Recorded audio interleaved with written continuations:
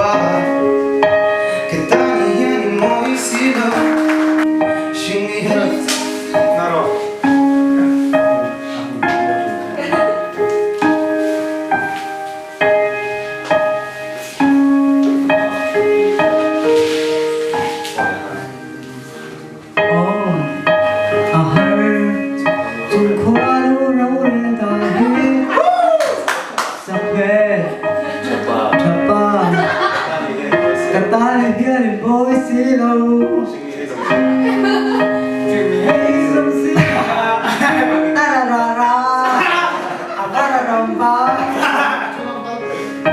Izun gọi lung lên sông buồn lại ra dạo lâu chúng ta đâu bị tập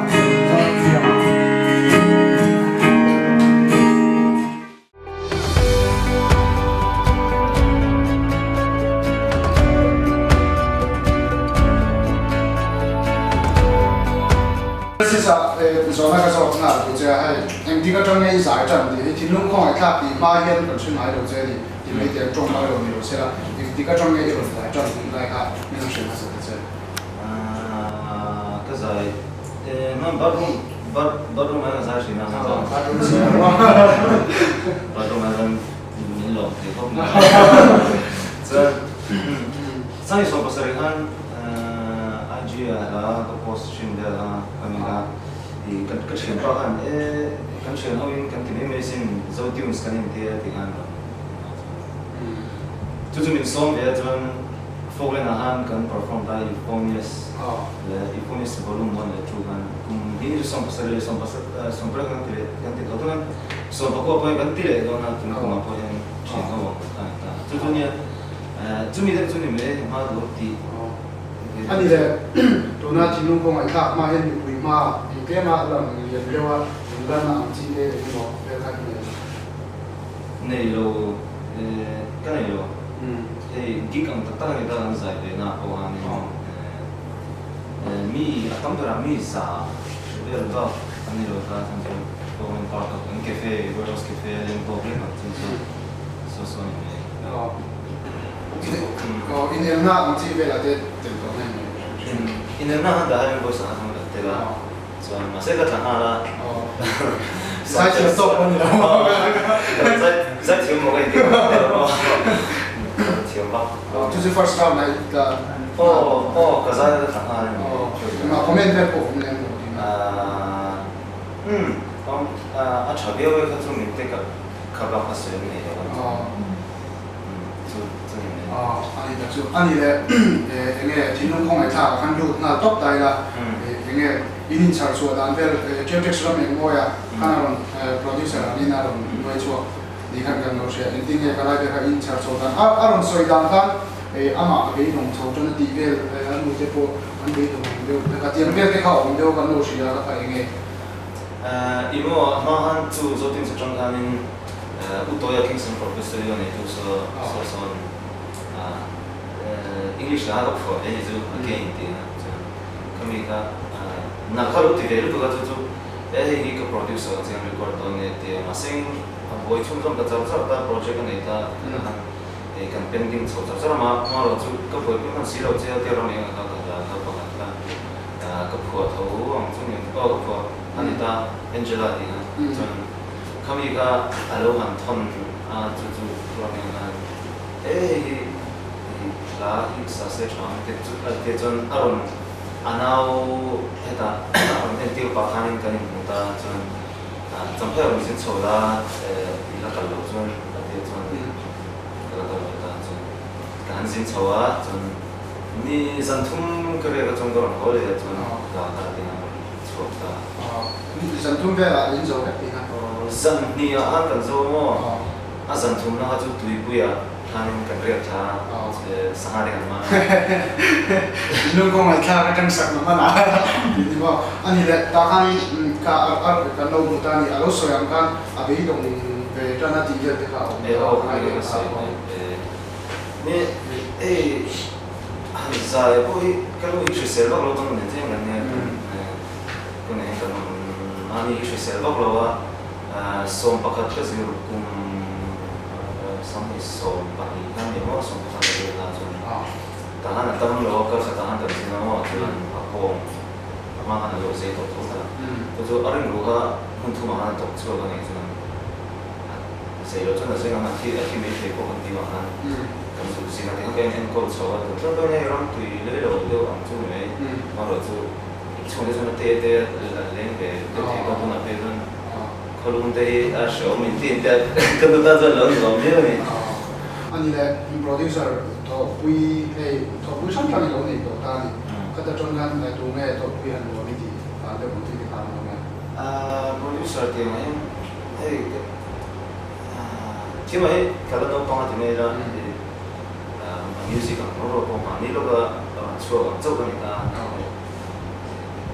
tu di kalau di vak lo ka van nei ma ka ti lo ni ka van nei kan ti ta ta tu ma pa hin kalau om thiam lo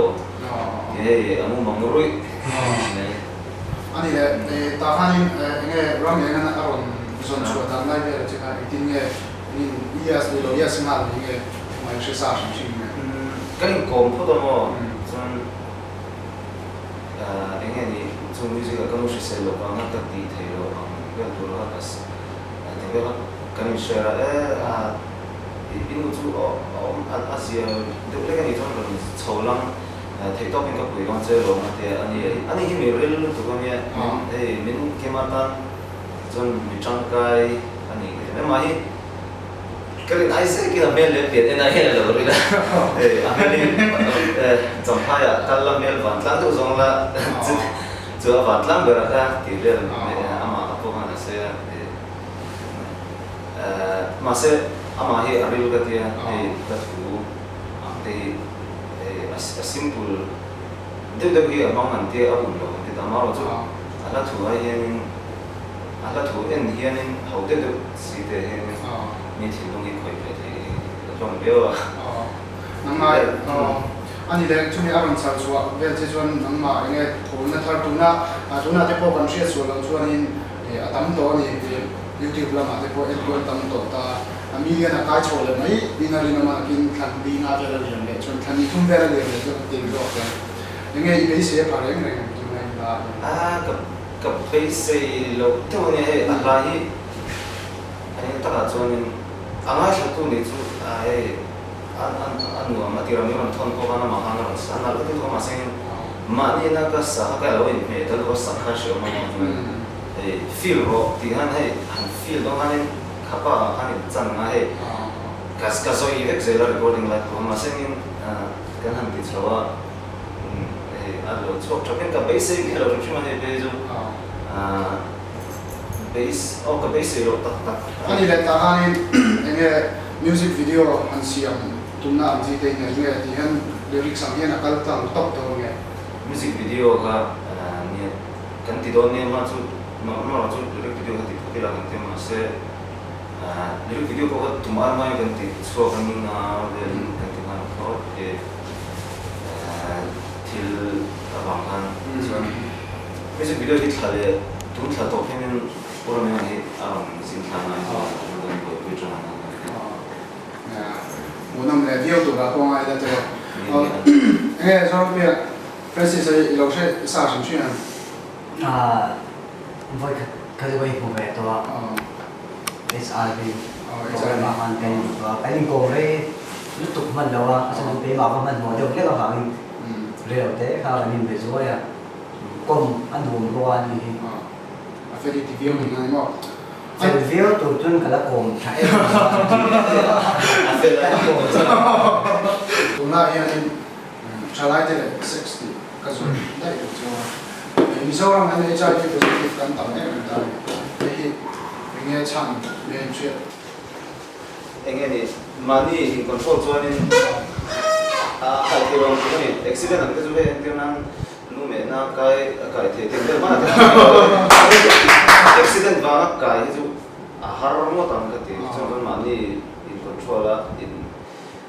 tiếng năng bằng cái thì giống như cái mà ngay rồi chúng ta hay trả lại tấm tấm cái thú xì lại ở ta gần buồn như thế trả lại cái gì mà cái không biết mi tổ lúc này là cho nên thì là income te bohi tu na ya trending da in season 9 te kon te ma ni de pa tinga so just take any big da à tôi rằng là cho nên các cái tổng cái số tất số này đang tăng đâu cái đúng không ạ? Chân chú tôi đây đi rồi này tôi chú cái số này đúng lúc chú try thì áp dụng cái cái số giá cả mà chú cần cái hồ sơ này áp dụng mà đi anh nghe ta nói cho đúng thì nó là bộ India mà number one cái này chắc là ví dụ mà cái chuyện tấm tôi áp dụng thang cái hạt thang này chú bằng chú nên là phải ông tôi tăng đâu cái số gì ngay rồi cái sự rằng này ví dụ nó khác cái tiêu lúa thì mình chỉ quan tôi cái tiền nó chú bằng là xếp hạng tụi nó cái này chiều bằng cái số chiều này tăng đâu cũng chịu là chú thì à phê thì tất tất kan em society here in hey khotlang here in kan la en strong lu tu ga na ni ri kan shape lo ga ke san a chende tu he ga usi ze ti se ga atong na shi chu pa chu it's very tam tak te hi tum do la sa ni ta sibila te pola ke ta kaga la tuwing mi dam te kan tir le chong te kan chan chu ke ma ni mu dan tik lo ka mo an ma ni kil toi la ka ni ta chu ta chon in thu em lo in hey min kan accept thei lo an lo nge ka ti do nge ni an ma ni an in post sok sa chu chu so ke pon ni lang ka zak tho me the ma seng in hoi sen chuan in he usi se te po tu na chuan in ei cha be ta ma lo chu na chat tak na thoka he mi dam te eng lo asa thak lo si ta tu ai se ta na ni na ni chil ka te pe chu Mizoram ma lo ngam lo in phai aten su la di te pe ka chuan he a khomai thak so ka free na la the ve tho si ma ka cái này in o đâu kan en dan na tik lo o et man in chei na te po hin ta Mizoram chuan special police kan ti he tem kan mu to pa kan hu dan an khana ni nei ta kan judge ta ha chu ai chei dan chu ko tu lo a sual no ta man le pa te kon ngai sa lo ni ti an te ke chu ngai dan ran in chei nei bazar a he thom na per ne pa chu ta ya ke ni ani kan pu thon boxer le ton zan len chok pon chu ke lang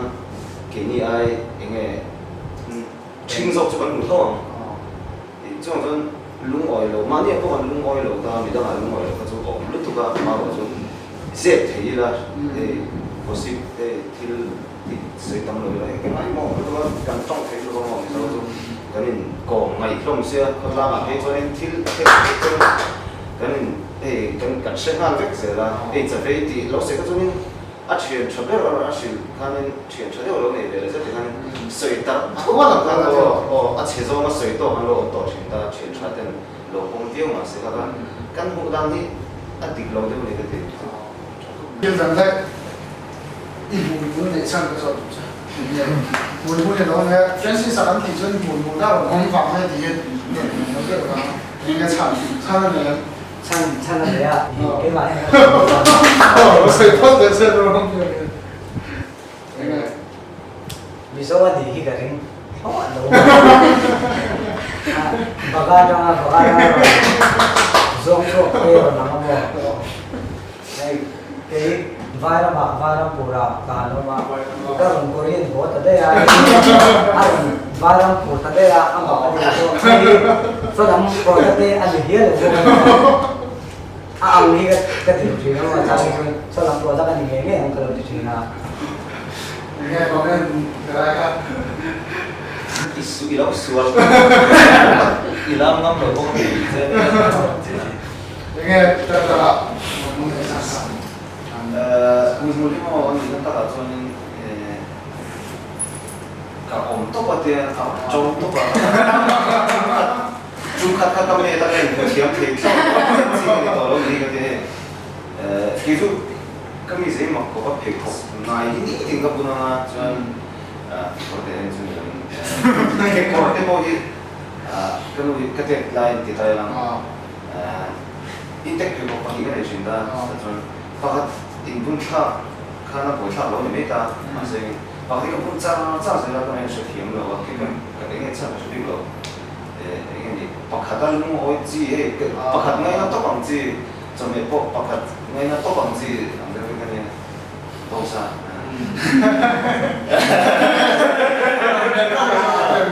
Kung sa kung sila sabi jo confederation na kaya ka kaya maring kayo energy ka na jo itu na di pakat ka ngay na to iti ka di tiro sa kayo kan ngay sa mga bingay na pakat apel doon nila inyo sinong ko ay ka pakat apel doon saya balik ke fourth copy ya saya balik ke fourth copy lang miso first copy bom lẩu sẽ tạo thành bom lẩu sẽ nghe sợi đuôi đó nhưng mà bom lẩu sẽ sợi đuôi này cũng cái này đó chân chú miso nó mà lên mà sẽ do làm việc cái sợi lắm đủ chứ chú năm nay là ngày sau rồi trên lẩu mỏ cái gì à chân chú năm chú 2017 nó trong cái lần lá sầu đầu ta lần flow các anh ngày na chứ ta ăn mùi mùi là bọn này kéo đầu thế mùi mùi này chắc nó ta ăn đầu thế này đó này chân chip cái là này thế à cái gì đầu sung sung nó đầu tiên top bắt cho nên tiên số một cái hàng cái mùi đầu tiên cái cái cái mấy cái là chuyên phật không mùi là không mùi đó ta nên cái gì chỉ tầm ấy ta ăn được thì là mà sẽ mùi đầu cái mà sẽ chuyên phật giống như trong voi khát cái này còn lại đó em cũng thấy thôi cái sữa lắm và khát luôn rồi thì hay còn soi tắm riêng mà thì lúc rồi thì in chú ăn chú còn tí em rồi mà in mình chơi đủ rong rồi cha cái ta sẽ cha ngay mình chơi đủ rong rồi em tôi YouTube làm thế TV làm thế tầm rồi chú làm chú Francis mình chơi đủ rong ấy mình cha em làm mi nghe ăn sẽ kiếm được每次现在把当中每次每次读 M 是一个读 M 那种看到了八路那种把就通过读你那个通过读还是这样你看把那个是个水天后跟ai cái số nó chơi ra sẽ kiếm được à chẳng chú nghe something nghe voice cut nghe tiếp bộ họ cái gì đó tiếng step in thì có something là cái gì something là cho nên là gì đấy nghe biết về tên gì trong ai cần tiếng về chú ôi lẩu phim ra đây chuyển ra theo nghe gì đấy nó về có đầu rồi từ cái này nó hả về có đầu rồi phim ra đây chuyển ra theo nghe à sao chú in mùi mùi ăn mà đồ start tu sẽ ăn tầm thế thì ngồi cái chiều các kilo ngay chả các kilo thì các chú ăn tu ăn gì rồi ngồi mi ba lần mà chú chả thì hát ta cả hàng đồ start tu sẽ à sao chú hay mình chú get cái chiều đó ngồi here nên tin cái interview đó sẽ cần chuyện thì ăn suy thế nên rồi là cái mà sao đó không cái mà anh cái chiều đó anh làm bao nhiêu lúc thì cái mình chia mấy suy thế đó là về mỗi lần chú làm cho nên là cái sự này cái gì sự sáng cho sáng cho lâu như này cái sáng bốc lâu cái mà đi bản giang hay cũng nè ami gì sáng cho thì lấy mà tìm được trang cảnh rồi này ami gì cái trả xe bốc lâu này phải cái anh thì lại đáp liền rồi cái mùi món này cái chuyện em chọn luôn mình muốn này đến cái trong buổi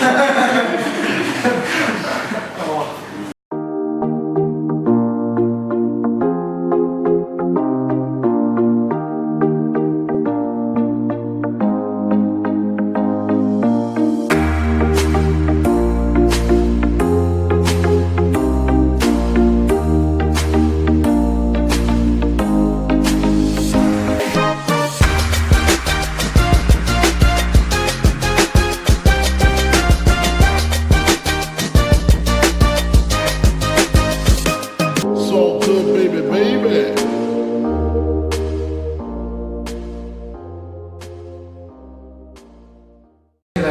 vacancy lo mình chụp cái tít đó là privacy lúc đó sau đó thọc lại lo đi ra lên bật than thế này thì rồi đi thọc lại rồi phụ tổng này thì rồi cái rồi đủ chứ vacancy cái chú sạp trong mà Để khác thế thì em thì tiếng. Bị lâu Do làm việc để khác thế thì em. cái chuyện thì là con thật Chắc chắn là anh boy thì thật là sẽ nói gì chúng quan áp được thật thành thao anh nằm đây gần xem ra cái sẽ tận xuyên là cái này là tôi nào quan media này và mình produce tôi hết là này mua à cái sản phẩm của bạn là ama là tôi sáng là sẽ có xong thì về đó cái nên cho mình cái là khăn của em này mà thì khi mình chụp ra sáng là sẽ có xong thì cái cho này Christian cái ví dụ trái cũng tập tham cái này anh đùa ra mà chân chú lên sẽ nó anh tụi em mà bảo mình là thiên đại cái này chuyện này cho nên là như ví dụ là university ví dụ là cái này thì anh trong mỗi đồng nó sẽ là cái set là mỗi tập này thì mình đâu thì còn cái này tôi cái song đó hôm nay mình sẽ là mình nó perform sang cái sẽ là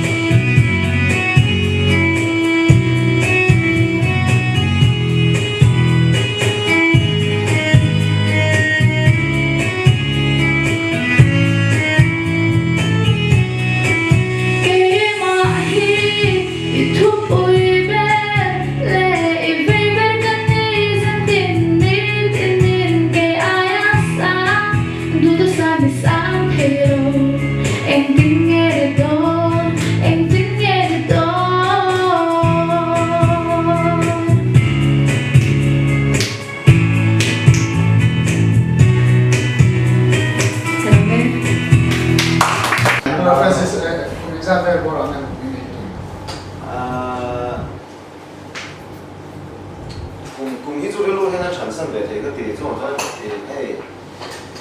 luôn luôn quy trình cũng không nên nhị thu mà cái con chắc là cho được quy trình kia trong thật sự sống thum cùng sống thum tên ai trong thật sự cùng sống sao đi khác cũng có sống có thì luôn cũng thắt là cái con đó nên là trong cái mà cho nên cái mà đàn cho luôn luôn quy trình tập về là quy trình này kun cùng nhiều cái này chú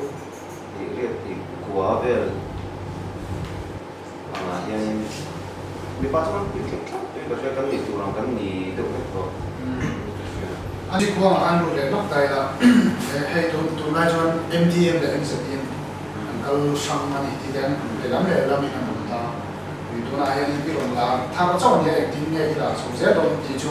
thì cần phải số dễ là thì những cái dùng tụ vì này đâu nghe ý dùng đâu nghe MTM để MCM thì này cần dễ đâu đi dùng music industry là mình sẽ sao đấy cái phần này á orang yang cái dia mình và cái ngày nào chúng em đi em sẽ đi thì bên chú lâu có thể mà chúng tôi những artist in eltir in sweep po lelte award le chazol award entiran lelte award la ka chon chazol award la thelo top bang han ta ati han in elnasia maka he ke buwar ka tin song song han le so he ta zon artist ati chia ka ti he ami lutna am turangin at he ka she thiam lo ke ma ka chon ama ro chu han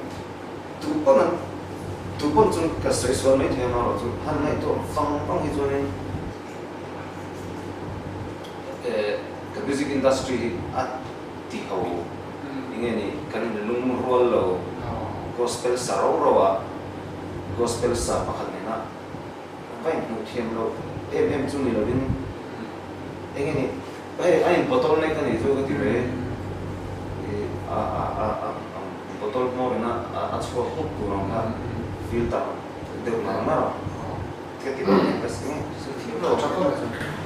Asoi tum tak jo ni không xe agency 이서 좀 이거 TM 가네. cái khả năng cái do kiểu như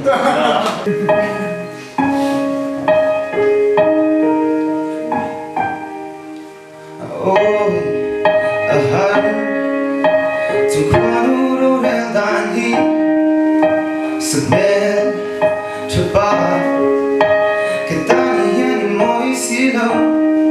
shingi hei zongzi ngam kalungi dum zobe, ma senga drakwa ki sei thong tu inisi, que don